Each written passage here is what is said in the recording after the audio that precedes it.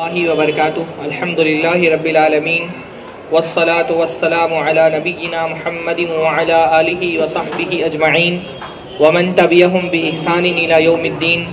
اعوذ باللہ السمیع العلیم من الشیطان الرجیم من ہمزہ ونفخہ ونفثہ. بسم اللہ الرحمن الرحیم. وعد اللہ المؤمنین والمؤمنات جنات تجری من تحتها الانہار خالدین فیہا ومساکن طیبہ فی جنات عدن. سب سے پہلے ہر طرح کی حمد اور ثنا، تعریف اور توصیف، عظمت اور بزرگی اللہ رب العزت کے لیے لائق اور زیبا ہے، جس کے فضل و احسان سے آج کی اس بابرکت مجلس میں ہم جمع ہوئے ہیں.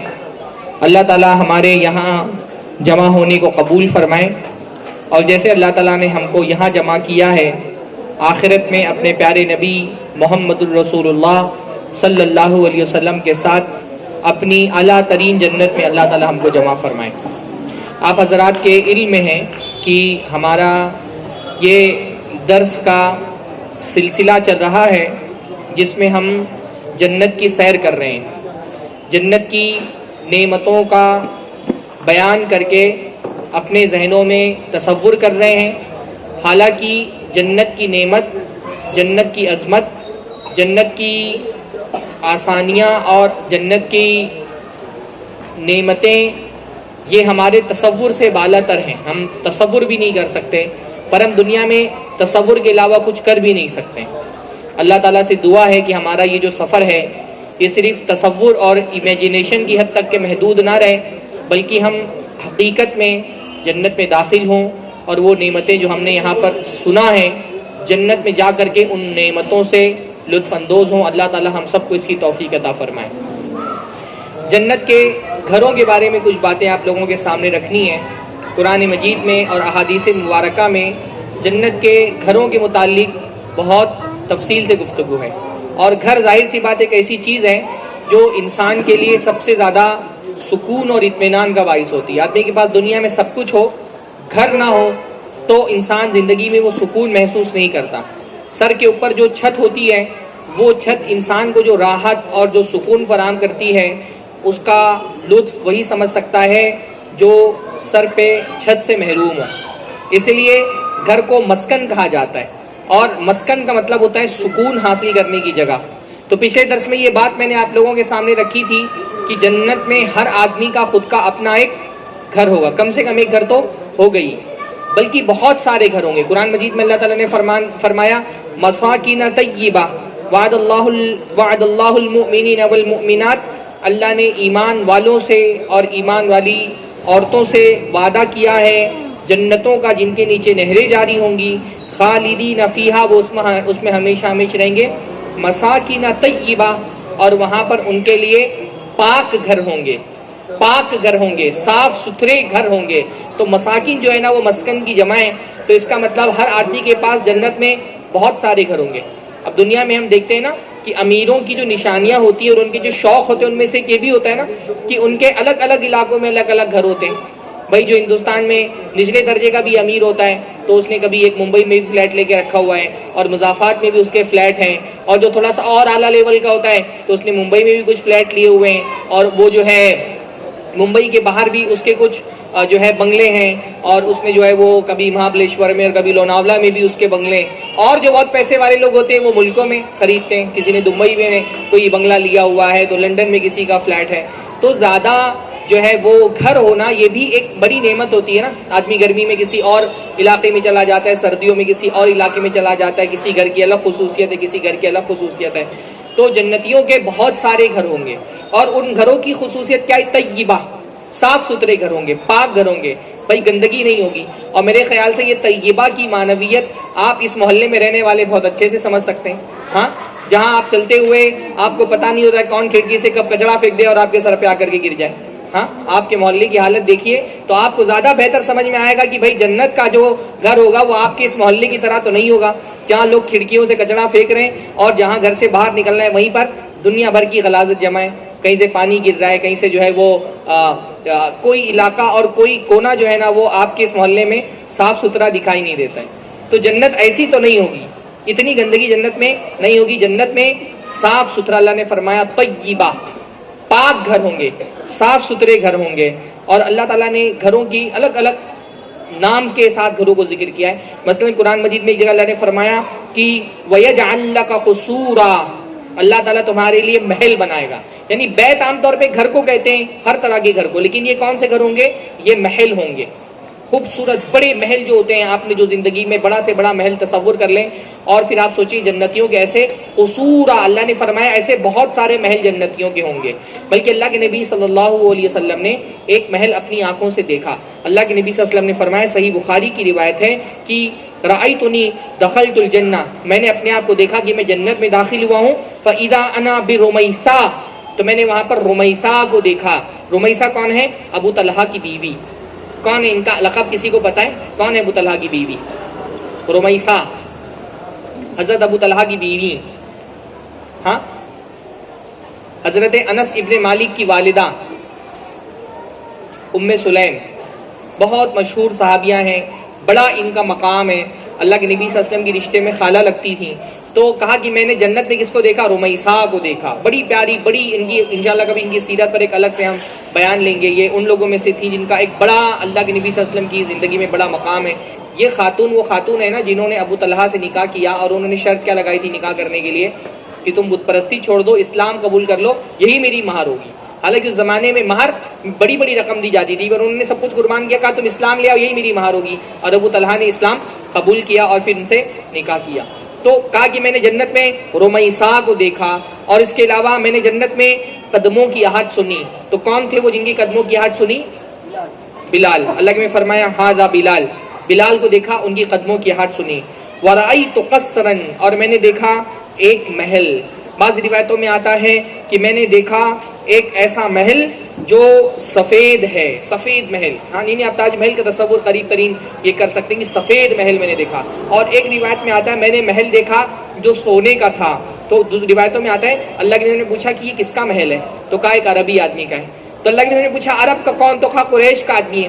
ہاں, تو اللہ نے فرمایا ختم من قریش, اللہ کے نبی کو لگا لگتا میں ہی ہوں. ہاں, اور اس محل کے باہر میں نے دیکھا ایک حور وضو کر رہی ہے. تو میں نے پوچھا بھائی قریش کا کون سا آدمی؟ کا امت محمدیہ کا آدمی. تو اللہ کے لگا اب تو یقیناً میں ہی ہوں گا. تو اللہ نے پوچھا امت محمدیہ میں کون؟ تو فرمایا عمر. ہاں, کہا کہ یہ عمر کا محل ہے اور یہ عمر کی حور ہے. تو اللہ کے نبی صلی اللہ علیہ وسلم نے فرمایا تو میں نے ارادہ کیا کہ میں اس محل کے اندر داخل ہوں. فذکرت غیرتک, حضرت عمر سامنے بیٹھے ہوئے تھے, کہا عمر مجھے تمہاری غیرت یاد آ گئی کہ تم بہت غیرت مند ہو, کہیں تم کو اس بارے میں غیرت نہ آ جائے کہ اللہ کے نبی آپ نے میری حور کو کیوں دیکھ لیا ہے. تو میں جنت کے اس محل میں داخل نہیں ہوا, ورنہ میرا ارادہ تھا کہ میں اس محل کے اندر داخل ہو کے اندر سے بھی نظارہ کروں. حضرت عمر, روایت میں آتا ہے فبکا عمر, حضرت عمر رونے لگے اور فرمایا علیک اغار یا رسول اللہ, اللہ کے رسول کیا میں آپ پر غیرت کروں گا؟ کیا میں آپ پر غیرت کروں گا؟ تو محل دیکھا اللہ کے نبی صلی اللہ علیہ وسلم نے. اسی طرح صحابہ کرام نے پوچھا اللہ کے نبی صلی اللہ علیہ وسلم جنت کے گھر کیسے ہوں گے؟ تو اللہ نے فرمایا لبنۃ من ذهب ولبنۃ من فضہ, کہ ایک اینٹ سونے کی ہوگی, ایک اینٹ چاندی کی ہوگی, اور ان کے درمیان جو جیسے سیمنٹ اور گارا لگایا جاتا ہے تو وہ گارا جو ہے وہ مسک کا ہوگا, اور اس کی جو کنکر ہوں گے وہ لولو اور یاقوت کے ہوں گے. لولو یاقوت جو خوبصورت سے موتی ہوتے ہیں, تو جیسے دیواروں پہ جو ہلکے سے کنکر ہوتے ہیں تو یہ کنکر یاقوت اور لولو جو قیمتی موتی ہیں ان کے ہوں گے. اور اس کی مٹی تربتھا زعفران, اس کی مٹی زعفران کی ہوگی. جو اس میں داخل ہوگا وہ ہمیشہ خوش رہے گا, کبھی بھی مایوس اور کبھی بھی ناراض نہیں ہوگا. اور پچھلے درس میں نے یہ بات آپ کو بتائی تھی کہ جنت میں جب آدمی داخل ہوگا تو اپنے گھر کو پہچان لے گا. اللہ نے فرمایا عرفھا لہم, جنت کا جو گھر ہے وہ کوئی اجنبی جگہ نہیں ہوئی کہ آدمی کو پتہ ہی نہیں ہے. کہ ایک اجنبیت بھی کسی جگہ سے محسوس ہو تو آدمی کا دل نہیں لگتا نا, اچھی سے اچھی جگہ پہ چلی جائے, لیکن اگر وہ نئی جگہ ہے اس کے لیے تو اس کو رات میں نیند نہیں آتی. تو جنت ایک ایسی جگہ ہے جہاں پر ہر آدمی کو اپنا گھر پتہ ہوگا. اور کیسے پتہ ہوگا؟ کیونکہ حدیث کے اندر آتا ہے کہ ہر جنتی کو قبر میں صبح اور شام اس کا گھر دکھایا جاتا ہے. صبح شام اس کو اس کا گھر دکھایا جاتا ہے کہ یہ تمہارا گھر ہے جو جنت میں تم کو ملنے والا ہے. تو جنتی جب جنت میں داخل ہوگا تو اس گھر کو پہچان لے گا کہ یہی میرا گھر ہے. بلکہ میں نے بتایا تھا پچھلے درس میں کہ وہ اپ گریڈ بھی ہوتا رہتا ہے. کوئی آدمی مر گیا ہے اور اس کا بچہ دنیا میں اس کے لیے دعا کرتا ہے تو جنت میں اس کا گھر اپ گریڈ ہوتا رہتا ہے, اور وہ پوچھتا ہے کہ یہ جنت میں میرا گھر بڑا کیسے ہوتا جا رہا ہے, میرے مقام بڑا کیسا ہوتا جا رہا ہے. تو اسے کہا جاتا ہے باستغفاری ولدک لک, تیرا بچہ دنیا میں تیرے لیے مغفرت کی دعا کر رہا ہے, اس لیے جنت میں تیرے درجات بلند ہوتے جا رہے ہیں. اسی طرح سے جنت میں محل ہوگا موتیوں کا, یعنی ایک تو یہ اللہ کے نبی حضرت عمر کے بارے میں فرمایا کہ ان کا سونے کا اور سفید بالکل جو ہے محل دیکھا. حضرت خدیجہ کے بارے میں صحیح بخاری کی روایت ہے, حدیث کے اندر آتا ہے, حضرت ابو ہریرہ اس کے راوی ہیں, اتا جبرائیل النبی صلی اللہ علیہ وسلم, ایک مرتبہ حضرت جبرائیل اللہ کے نبی صلی اللہ علیہ وسلم کے پاس آئے. فقال یا رسول اللہ, حضرت جبرائیل نے اللہ کے رسول سے کہا, اے اللہ کے رسول, ہذہ خدیجہ, یہ خدیجہ آ رہی ہیں. حضرت خدیجہ کہیں باہر گئی ہوئی تھی اللہ کے نبی کے لیے کھانے کا انتظام کرنے. کہا ہذہ خدیجہ, یہ خدیجہ آ رہی ہیں, قد اتت معها اناء فیہ ادام او طعام او شراب, اور ایک برتن لے کے آ رہی ہے جس میں کھانے پینے کی کچھ چیزیں ہیں یا کچھ شوربہ ہے. فَإِذَا هِيَ أَتَتْكَ فَقْرَأْ عَلَيْهَا السَّلَامُ مِن رَبِّهَا, فرمایا حضرت جبرائیل نے کہ اللہ کے نبی جب خدیجہ آپ کے پاس آ جائیں تو ان کو ان کے رب کی طرف سے سلام پیش کریے. سبحان اللہ, حضرت خدیجہ کا مقام دیکھیے کتنا بلند ہے. اللہ حضرت جبرائیل کے ہاتھوں حضرت خدیجہ کے لیے سلام بھیج رہا ہے کہ جاؤ میرے نبی کو بتاؤ کہ خدیجہ کو میری طرف سے سلام ہے. تو اب ان کے رب کی طرف سے سلام پیش کریے, ومنی, اور میری طرف سے بھی سلام پیش کریے کہ جبرائیل بھی آپ کو سلام کہتا ہے. وبشرها ببیت فی الجنہ, اور ان کو جنت میں ایک ایسے گھر کی خوشخبری سنائیے جو موتیوں سے بنا ہوا ہے, موتیوں کا محل ہے. من قصب, وہ موتیوں سے بنا ہوا ہے. لا صخب فیہا ولا نصب, اور وہ ایسا محل ہے جس میں نہ شور و ہنگامہ ہے نہ تکلیف اور تھکن ہے, نہ نشور. حضرت خدیجہ کا جو گھر ہے وہ مدینہ کے اندر, مکہ کے اندر بڑا کنجسٹڈ بھی تھا, اور کیونکہ وہ بیچ بازار میں تھا تو آوازیں بہت آتی تھیں. تو کہا اللہ تعالیٰ نے آپ کو جنت میں ایسا گھر رکھا ہے جہاں کوئی شور شرابہ نہیں ہے. نہیں, کبھی آپ نے اندازہ نہیں لگایا ہوگا, جو لوگ کبھی ایئرپورٹ کے بغل میں رہتے ہیں یا ٹرین کی پٹریوں کے بغل میں رہتے ہیں, ان کی رات کی آنکھیں کھل جاتی ہیں شور و شرابے سے. تو کہا کہ ایسے گھر کی بشارت دے دیجئے جس میں کوئی شور شرابہ نہیں, کوئی تھکان نہیں ہے, کوئی غم نہیں. حضرت خدیجہ تھک جاتی تھی, میں بزنس وومن بھی تھی, اور اس کے ساتھ ساتھ ان کا بڑی دعوتی ذمہ داریاں تھیں. اللہ کے نبی کے سارے بچے انہی سے پیدا ہوئے, تو بچوں کو سنبھالتی تھی, تو بڑی تھکان ہو جاتی تھی ان کو. تو کہا اللہ تعالیٰ نے آپ کے لیے ایسا گھر جنت میں تیار کیا ہے جو موتیوں سے بنا ہوا ہے, اور اس میں کوئی بھی تھکان بھی نہیں ہوگی اور کسی طرح کوئی شور و ہنگامہ بھی نہیں ہوگا. اسی طرح سے جنت کے گھروں میں ایک خاص قسم کے گھر کا بیان آتا ہے, خیموں کا, جو ٹینٹ ہوتے ہیں. تو کچھ خیمے بھی ہوں گے, اور بعض روایتوں میں آتا ہے کہ وہ خیمے حوض کوثر کے کنارے پہ لگے ہوئے ہوں گے. وہ ایک خاص طرح کا, جیسے کبھی آدمی گھومنے کے لیے کہیں جاتا ہے تو خیمے لے کر کے جاتا ہے نا آؤٹنگ پر, پکنک پر, تو وہ بندے جو ہیں اللہ تعالیٰ نے ان کے لیے خیمے بنا کر کے رکھے. بلکہ ایک خیمے کے بارے میں آتا ہے کہ جنت میں کوئی ایک خیمہ ایسا ہے جو پورا کا پورا ایک ہی موتی سے بنا ہوا ہے. ایک موتی کو تراش کر کے خیمہ بنا دیا گیا ہے, اور اس کی لمبائی 60 میل کے برابر ہے. 60 میل کے برابر لمبائی ہے, اور اس کے ہر کونے میں فیملی ہے, ایک مومن کی فیملی رہے گی, اور کوئی فیملی کسی دوسری فیملی کو نہیں دیکھ پائے گی, وہ اتنا بڑا گھر ہے. اسی طرح سے جنت میں جو سب سے اعلیٰ ترین گھر ہے اس کو غرف کہا گیا, غرفہ. عام طور پہ عربی میں تو جو ماڈرن عربی ہے اس میں غرفہ کا مطلب ہوتا ہے فلیٹ یا کمرہ, لیکن عربی میں جب غرفہ کہا جاتا ہے تو غرفہ کا مطلب ہوتا ہے کمپلیکس یا سویٹ, جس کو ہم بولتے ہیں نا. کبھی ہوٹل وغیرہ میں جاتے ہیں تو ایک بڑا جو کمرہ ہوتا ہے جو بہت اونچائی پر ہوتا ہے, بڑا خوبصورت ہوتا ہے, جیسے پینٹ ہاؤس ہوتے ہیں بڑے بڑے, تو وہ سویٹ. اللہ کے نبی صلی اللہ علیہ وسلم نے ایک حدیث کے اندر فرمایا یہ جو غرفہ ہے یہ ہر کسی کو نہیں ملے گا, یہ بہت اعلیٰ ترین لوگوں کو ملے گا. جیسے قرآن مجید میں 2 کیٹیگری بیان ہوئی ہے نا, ایک تو ہے السابقون الاولون کی, السابقون کی کیٹیگری, اور ایک ہے اصحاب الیمین. یعنی جنتی بنیادی طور پہ 2 کیٹیگری میں تقسیم ہوں گے. کچھ لوگ کون ہوں گے؟ سابقون, جن کا مرتبہ سب سے بلند ہے, ہر نیکی کے کام میں آگے رہنے والے. اور ایک ہے اصحاب الیمین, جو عام جنتی ہیں, ان کو جنت, جیسے ایروپلین میں ہم جاتے ہیں تو 2 طرح کی کیٹیگری کے لوگ ہوتے ہیں نا بھائی, بزنس کلاس ہوتی ہے, اکانومی کلاس ہوتی ہے. تو ایسے ہی جنت میں بنیادی طور پہ تو بہت سارے لیولز ہیں, لیکن بنیادی طور پہ 2 لیولز ہیں. ایک ہے اصحاب غرف, جن کا ایک دم اعلیٰ لیول ہے, اور دوسرے کون ہیں؟ عام جنتی لوگ. تو اللہ کے نبی صلی اللہ علیہ وسلم نے فرمایا ان اہل الجنت یتراؤون اہل الغرف من فوقهم کما یتراؤون الکوكب الدری الغابر فی الافق من المشرق او المغرب.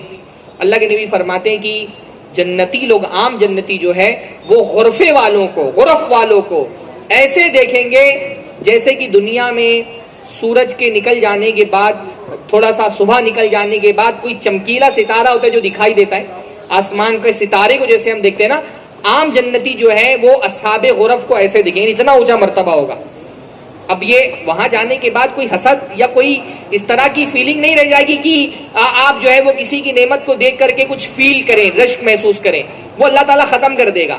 وہاں پر تو کوئی آپ اس بات کو محسوس نہیں کریں گے کہ فلاں لوگ اتنے مقام پہ پہنچ گئے اور آپ اپنی نعمت کو دیکھ کر کے خود کو کمتر محسوس کریں. وہ کمتری کا احساس جنت میں تو اللہ نکال دے گا.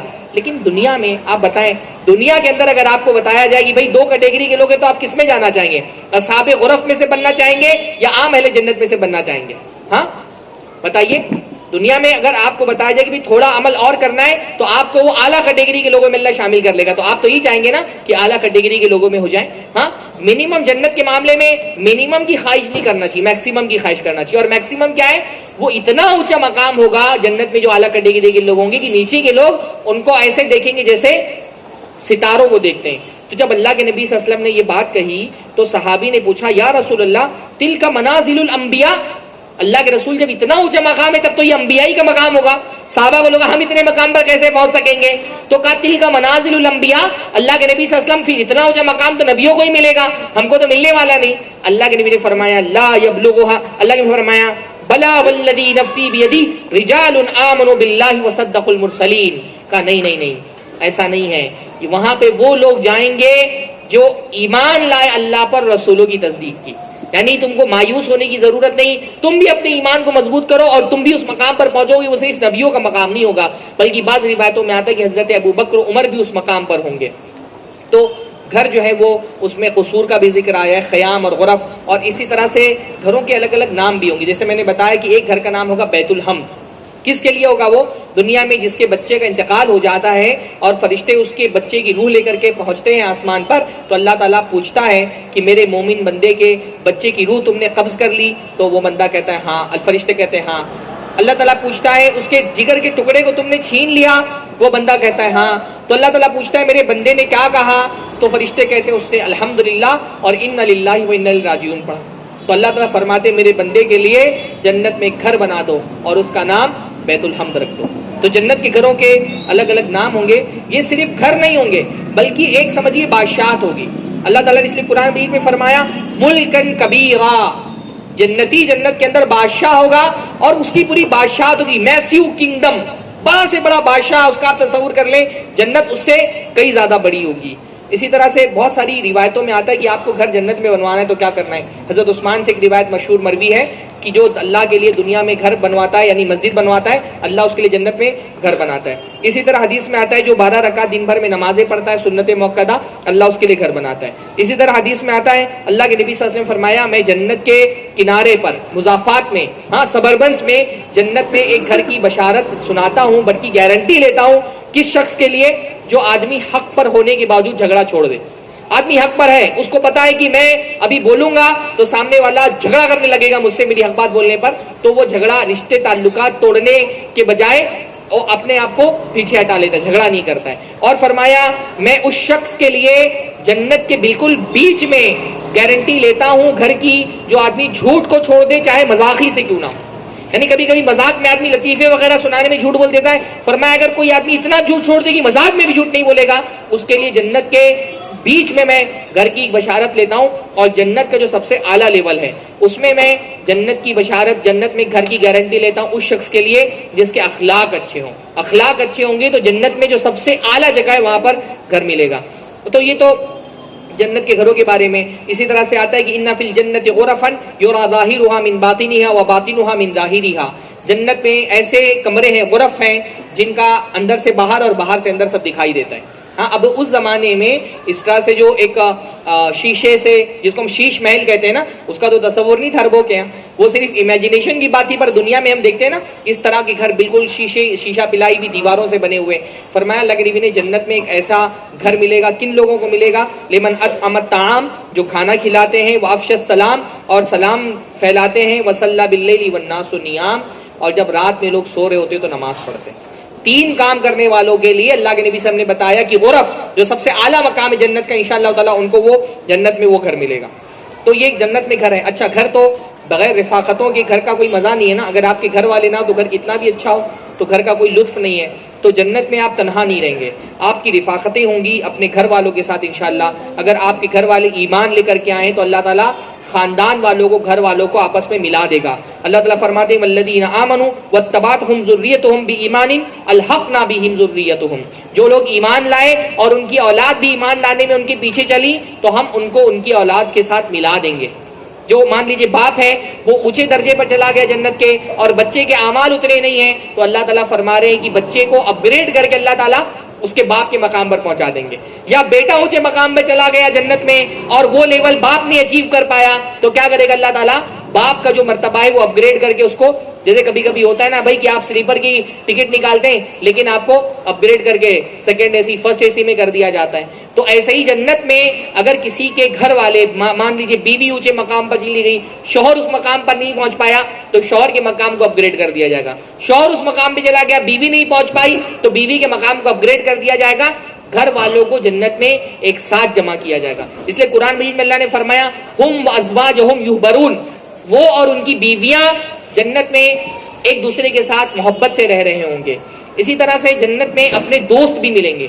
جو دنیا میں دوست تھے اور ایمان کی بنیاد پر دوستی تھی اور دونوں جنت میں گئے تو اللہ نے قرآن مجید میں بے شمار مقامات میں فرمایا کہ جنتی آپس میں علی الارائک یتکئون، گاؤ تکیے پر ٹیک لگا کر کے مزے کر رہے ہوں گے، بات چیت کر رہے ہوں گے. یتنازعون فیہا کاسن، ایک دوسرے سے چھینا جھپٹی کر کے کھائیں گے. ہاں تو دوستوں کو بھی اللہ تعالیٰ جنت میں انشاءاللہ تعالیٰ ایک ساتھ جمع فرمائے گا اگر سب ایمان لے کر کے آئیں. اور بھائی سب سے بڑی بات تو یہ ہے کہ جنت میں انشاءاللہ تعالیٰ ہم اللہ کے نبی صلی اللہ علیہ وسلم سے ملاقات کریں گے، اللہ کے نبی سے مصافحہ کریں گے، اللہ کے نبی کا دیدار ہوگا، اللہ کے نبی صلی اللہ علیہ وسلم کو بولتے ہوئے سنیں گے. اللہ کے نبی صلی اللہ علیہ وسلم سے ایک آدمی نے پوچھا متی الساعہ، اللہ کے نبی صلی اللہ علیہ وسلم قیامت کب آنے والی ہے؟ تو اللہ کے نبی نے فرمایا وما اعددت لها، تم نے کیا تیاری کی قیامت کے لیے؟ اللہ کے نبی صلی اللہ علیہ وسلم سے اس نے کہا لا شیء الا انی احب اللہ ورسولہ، اللہ کے رسول بہت زیادہ تیاری تو نہیں کی ہے، بہت زیادہ تیاری تو نہیں کی ہے لیکن میں اللہ اور اس کے رسول سے محبت کرتا ہوں. بہت زیادہ اعمال میرے پاس نہیں ہے لیکن میں اللہ اس کے رسول سے محبت کرتا ہوں. تو اللہ کے نبی نے فرمایا انتا ما من احببتا، تم اس کے ساتھ ہوگے جس سے تم کو محبت ہے. اگر اللہ کے رسول سے سچی محبت ہے تو اللہ تعالیٰ جنت میں تم کو اللہ کے نبی صلی اللہ علیہ وسلم کے ساتھ جمع فرمائے گا. حضرت انس فرماتے ہیں فما فرحنا بشیء فرحنا بقول النبی صلی اللہ علیہ وسلم، اسلام لانے کے بعد کسی چیز نے ہم کو اتنا خوش نہیں کیا جتنا اللہ کے نبی صلی اللہ علیہ وسلم کے اس قول نے خوش کیا کہ آدمی جنت میں اس کے ساتھ ہوگا جس سے وہ محبت کرتا ہے. کہا کہ اسلام لانے کے بعد کبھی کسی بات پر اتنی خوشی نہیں ہوئی جتنی خوشی اس بات پر ہوئی کہ اللہ کے نبی نے فرمایا آدمی جنت میں اس کے ساتھ ہوگا جس سے وہ محبت کرتا ہے. حضرت انس فرماتے ہیں فانا احب النبی، میں تو اللہ کے نبی سے محبت کرتا ہوں، وابا بکر، اور ابو بکر سے محبت کرتا ہوں، وعمر، اور عمر سے محبت کرتا ہوں، وارجو ان اکون معهم، اور میں امید کرتا ہوں کہ انشاءاللہ میں جنت میں ان کے ساتھ ہوں گا. وان لم اعمل بمثل اعمالهم، گرچہ میں ان کے اعمال کی طرح عمل نہیں کر پایا، میرے اعمال ان کے عمل کی طرح نہیں ہے لیکن میں ان سے محبت کرتا ہوں تو مجھے امید ہے کہ میں ان کے ساتھ جنت میں جمع ہوں گا. تو یہ تو سب سے بڑی خوش نصیبی کی بات ہے. آدمی اپنے اعمال پر خوب محنت کرے لیکن سب سے زیادہ محنت اس بات پر ہونی چاہیے کہ دل اللہ کے نبی صلی اللہ علیہ وسلم کی محبت سے معمور رہے. اگر آدمی کے دل میں اللہ کے نبی کی محبت سچی ہے تو اللہ تعالیٰ جنت میں انشاءاللہ تعالیٰ اللہ کے نبی صلی اللہ علیہ وسلم کے ساتھ بندے کو جمع فرما دے گا. آخری باتیں میں کچھ کرتا ہوں. جنت میں اللہ تعالیٰ انسان کو کنوارا نہیں رکھے گا، ہر جنتی کی بیویاں ہوں گی. اللہ نے فرمایا ما فی الجنت اعزب، جنت میں کوئی بھی کنوارا نہیں ہوگا. نہ صرف یہ کہ کوئی کنوارا نہیں ہوگا کہ کوئی مرد ایسا نہیں ہوگا جس کی ایک بیوی ہو، کم از کم ہر جنتی کی 2 بیویاں ہوں گی. اللہ تعالیٰ نے فرمایا اور اللہ کے نبی نے فرمایا لِكُلِّ وَاحِدٍ مِّنْهُمْ زَوْجَتَانِ، ان میں سے ہر کسی کی 2 بیویاں ہوں گی، کم سے کم 2 بیویاں ہوں گی. باقی اللہ تعالیٰ جتنا چاہے اتنا عطا فرمائے گا. حضرت اللہ کے نبی صلی اللہ علیہ وسلم نے شہید کے بارے میں فرمایا کہ اس کو 8 خصلتیں ایسی ملیں گی جو کسی کو نہیں ملیں گی، اور ان میں سے خصلت یہ ہے وَيُزَوَّجْ 72 زَوْجَةً مِّنَ الْحُورِ الْعِينِ، کہ شہید کو 72 حوروں سے اس کا نکاح کرایا جائے گا. اور ایک خاص بات یہ بھی ہے کہ جنت میں ہر آدمی کا نکاح ہوگا، اللہ تعالیٰ الگ سے نکاح کرائے گا. وَزَوَّجْنَاهُمْ بِحُورِ الْعِينِ، اللہ نے فرمایا ہم ان کو حور عین سے نکاح کرائیں گے. تو حور عین تو ہوں گی، باقی دنیا کی جو بیویاں ہیں اللہ تعالیٰ ان کو نئے سرے سے بنا کر کے دنیا میں ان کو پھر ایمان والے بندوں کے لیے پیش کرے گا. اللہ نے فرمایا اِنَّا أَنشَأْنَاهُنَّ إِنشَاءً، ہم دنیا کی عورتوں کو نئے سرے سے تخلیق کریں گے. فَجَعَلْنَاهُنَّ أَبْكَارًا، تو ہم ان کو کنواری بنا دیں گے. عُرُبًا أَتْرَابًا، اپنے شوہروں سے محبت کا اظہار کرنے والی اور ہم عمر بنا دیں گے. تو یہ اللہ کے یہ علماء نے مستقل یہ بات کہی ہے کہ دنیا کی جو عورتیں ہوں گی وہ حسن میں، جمال میں، اخلاق میں، ہر چیز میں حوروں سے بہت فائق ہوں گی، کیونکہ وہ جنت میں اپنے اعمال کے نتیجے میں جائیں گی. حوریں کوئی جنت میں اپنے عمل کے نتیجے میں جائیں گی، وہ تو جنت کی نعمتیں ہیں صرف. اور جو دنیا کی عورتیں ہیں وہ تو اپنے اعمال کے نتیجے میں جنت میں جائیں گی. تو ان کا جو حسن ہوگا، ان کا جو جمال ہوگا، وہ ایک طرح سے سردار ہوں گی جنت کی حوروں کی. تو اللہ تعالیٰ ان کو جنت میں داخل فرمائے گا، کنواری بنا کر کے داخل فرمائے گا. البتہ اگر کوئی آدمی کی 1 سے زیادہ بیویاں ہیں دنیا میں تو انشاءاللہ تعالیٰ وہ ساری کی ساری بیویاں اس کو جنت میں ملیں گی، کوئی مسئلہ نہیں ہے. لیکن اگر کوئی عورت ہے، اس کی 1 سے زیادہ شوہر تھے، ایک شوہر کا انتقال ہو گیا، پھر اس نے دوسری شادی کر لی، اب اس کے بارے میں علماء کے یہاں پہ اختلاف ہے کہ اس کے ساتھ کیا کیا جائے گا. تو اللہ کے نبی صلی اللہ علیہ وسلم سے کچھ بھی ثابت نہیں ہے. بعض روایتوں میں آتا ہے کہ عورت اپنے آخری شوہر کو ملے گی، پر یہ سندن ثابت نہیں ہے. البتہ صحابہ مستقل اس بات سمجھتے رہے، جمہور علماء نے یہی کہا ہے کہ جو آخری شوہر ہوگا دنیا میں وہی اس کو جنت میں ملے گا، آخری شوہر. اسی لیے اللہ کے نبی صلی اللہ علیہ وسلم کی بیویوں کو اللہ کے نبی کی وفات کے بعد نکاح کرنے سے روک دیا گیا، کیونکہ وہ جنت میں بھی اللہ کے نبی صلی اللہ علیہ وسلم کی بیویاں ہوں گی. اور اس لیے صحابہ بھی یہی سمجھتے تھے. حضرت حذیفہ کا اس لیے انتقال ہوا تو اپنی بیوی کو انہوں نے بہت زیادہ مال دیا اور کہا میرے بعد تم کسی سے شادی نہیں کرنا، تاکہ کیونکہ میں چاہتا ہوں کہ تم جنت میں میرے ساتھ رہو. بعض روایتوں میں بلکہ غالباً آتا ہے کہ کسی صحابی نے یہ وصیت کی تھی اپنی بیوی کو کہ تم جنت میں میرے ساتھ رہو، تم مجھ سے میرے علاوہ کسی سے نکاح مت کرنا میرے مرنے کے بعد. اور وہ نہیں نکاح کرتی تھی. حضرت عمر نے جب ان کو پیغام بھیجا تو انہوں نے بتایا کہ میں اس لیے نکاح نہیں کرنی ہے. تو حضرت عمر نے کہا اس کا مال اس کو واپس کرو جو اس کے وارثین ہیں، اور نکاح کرو، جو اللہ نے تمہارے لیے حلال کیا وہ کون ہوتا ہے اس کو حرام کرنے والا. تو صحابہ کے یہاں پہ عام طور پہ یہی جو ہے وہ ان کا ماننا رہا تھا کہ ہر بیوی کا جو آخری شوہر ہوتا ہے جنت میں وہی اس کو ملے گا. بعض علماء نے کہا کہ اس کو اختیار دیا جائے گا. جو بھی ہو بہرحال اللہ تعالیٰ اس کو راحت نصیب فرمائے گا. اور اگر کوئی کنوارا مرد یا کنواری عورت یہاں پہ مر گئی ہے تو وہ جنت میں کنواری نہیں رہیں گے، اللہ تعالیٰ ان کا بھی نکاح فرمائے گا. اور کوئی جو ہے وہ ان کے لیے دنیا میں جو جس طرح سے 1 سے زائد بیویوں پہ سوکن پنے کا جو مزاج ہو جاتا ہے وہ سوکن پنے کا مزاج نہیں رہے گا. آپس میں ایک دوسرے سے محبت کرنے والے ہوں گے. اللہ نے فرمایا یحبرون، یعنی دنیا میں جو رشتے ہوتے ہیں ان میں کھٹاس آتی ہے، لڑائیاں ہوتی ہیں، اپس اینڈ ڈاؤنز رہتے ہیں، کبھی معاملات اتنے خراب ہوتے ہیں کہ آدمی بیزار ہو جاتا ہے. جنت میں ایسا کچھ نہیں ہوگا. جنت میں کوئی بھی ازدواجی تنازع، کوئی بھی شادی شدہ زندگی میں لڑائی اور ٹینشن نہیں ہوگا. اسی طرح سے اللہ تعالیٰ پھر وہ الگ سے حوریں بھی اللہ تعالیٰ نے بنائی ہیں جن کے بارے میں اللہ نے فرمایا کہ وہ کامثال اللؤلؤ مکنون. حوروں کی جو سب سے خصوصیت بتائی گئی کہ چھپی ہوئی موتیاں، قاصرات الطرف، نگاہوں کو جھکائی ہوئی، مقصورات فی الخیام، اپنے خیمے میں ہی رہنے والی. ان ساری چیزوں کا مطلب کیا ہے کہ وہ بہت وفادار ہوں گی. وفادار یعنی ان کے ذہن و دماغ میں اپنے شوہروں کے علاوہ کسی اور کا تصور نہیں ہوگا. نہ انہوں نے کبھی اس سے پہلے کسی انسان سے کوئی تعلق بنایا ہوگا. لم یطمثھن قبلھم انس ولا جان، نہ کسی انسان نے نہ جنات نے ان کے ساتھ کوئی تعلق بنایا ہوگا. اور وہ صرف اپنے شوہروں کے لیے وفادار رہنے والی، نہ گھر سے باہر نکلتی ہیں، نہ شوہر کے علاوہ کسی کو آنکھ اٹھا کر کے دیکھیں گی. اور ابھی بھی جنت میں وہ حوریں، ہر انسان کی حوریں جنت میں ابھی بھی موجود ہیں. بعض حدیثوں میں آتا ہے کہ وہ باقاعدہ گنگناتی ہیں کہ ہم تو حوریں ہیں جو بنائی گئی ہیں اپنے شوہروں کے لیے. بلکہ ایک حدیث کے اندر آتا ہے کہ دنیا میں جب کوئی عورت اپنے شوہر کو تکلیف دیتی ہے تو اللہ رب العالمین کی جو جنت ہے اس میں حوریں جو ہے وہ اس عورت سے کہتی ہیں کہ قاتلک اللہ، تجھ کو اللہ تعالیٰ ہلاک کرے، تو اس کو تکلیف مت دے. لا تؤذیہ، اپنے شوہر کو تکلیف مت دے. فإنما هو عندک دخیل، وہ تو تھوڑی دیر کے لیے تیرے پاس ہے. یوشک ان یفارقک الینا، اور تھوڑے دن بعد وہ لوٹ کر کے ہمارے پاس آنے والے ہیں۔ تو بیویوں کو چاہیے کہ وہ شوہروں کو تکلیف دے کر کے حوروں کی بددعا کی مستحق نہ بنے۔ جب بیویاں دنیا میں شوہروں کو تکلیف دیتی ہیں تو حوریں ان کو بددعا دیتی ہیں۔ تو بہرحال حوروں کا کانسیپٹ ایسے ہی کانسیپٹ ہے ہمارے یہاں، کیونکہ ہم لوگ ایک ایسے ملک میں رہتے ہیں جہاں پر جسمانی اور جنسی تعلق کو گناہ سمجھا جاتا ہے، تو یہ چیزیں بعض مرتبہ لوگوں کو آڈ لگتی ہیں، لیکن ہمارے دین میں الحمدللہ ہماری نیچر اور ہماری فطرت کا خیال رکھا گیا ہے۔ اور انسان کی فطرت، مرد کی فطرت اور نیچر میں اللہ تعالیٰ نے یہ خواہش رکھ دی ہے عورتوں کی، خواتین کی۔ مطلب آپ اگر 100 لوگ مردوں سے پوچھیں نا کہ ان کو جنت میں سب سے خوبصورت اور سب سے اعلیٰ ترین نعمت کیا لگتی، تو 80 لوگوں کا جواب ہو رہی آئے گا، 20 لوگ چاہے کوئی اور جواب دیں۔ عورتوں کا معاملہ یہ ہے کہ عورتوں کو اللہ تعالیٰ نے وہ اس طرح کی ان کے جذبات نہیں رکھے، اس لیے ان کے لیے کوئی باقاعدہ اس طرح کا وعدہ نہیں کہ آپ 100 عورتوں سے پوچھ کر کے دیکھیں، 100 عورتوں کی الگ الگ خواہش ہوگی، اس میں سے کوئی بھی آدمی شوہر کی خواہش کوئی بھی عورت نہیں کرے گی۔ لیکن مردوں کے دل میں اللہ تعالیٰ نے عورتوں کا کیونکہ ایک جذبہ، ایک تعلق، ایک لگاؤ اور ایک کشش رکھی ہے، تو اللہ تعالیٰ نے اس کا بیان بھی قرآن مجید کے اندر کیا ہے، حدیثوں کے اندر کیا ہے، اور اس میں کوئی شرمندگی ہونے والی، کوئی جو ہے شرمندہ ہونے والی بات نہیں ہے۔ بہرحال یہ جنت کا مختصر سا بیان تھا۔ اگلا درس انشاءاللہ تعالیٰ جو ہمارا موضوع ہوگا وہ اللہ تعالیٰ کے دیدار پر ہوگا، جو جنت کی نعمتوں میں سب سے بڑی نعمت ہے۔ بھئی ایک نعمت تو یہی ہے کہ اللہ تعالیٰ بات کرے گا، کلام کرے گا، ہے نا؟ اللہ کا کلام کرنا اپنے آپ میں ایک نعمت ہے۔ وَسَلَامٌ قَوْلًا مِّن رَّبٍّ رَّحِيمٍ، اللہ نے فرمایا کہ جنتیوں کو جمع کیا جائے گا، اللہ تعالیٰ کی طرف سے سلام آئے گا، جو خود سلام ہے، جو سلامتی دینے والا ہے وہ سلام کرے گا۔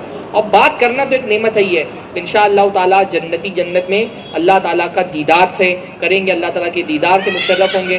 تو وہ جو اللہ تعالیٰ کے دیدار کا موضوع ہے وہ انشاءاللہ تعالیٰ اگلے درس میں ہم دیکھیں گے۔ منگل کے دن ہمارا یہاں پر عشاء کے بعد درس ہوتا ہے۔ آج ذرا سی تاخیر ہو گئی ٹرین چھوٹ جانے کی وجہ سے، ورنہ عشاء کی نماز کے فوراً بعد یہاں درس شروع ہو جاتا ہے۔ تو جو احباب یہاں پر جمع ہیں اگلے درس میں شریک ہونا چاہتے ہیں وہ عشاء کی نماز کے فوراً بعد یہاں تشریف لے آیا کریں۔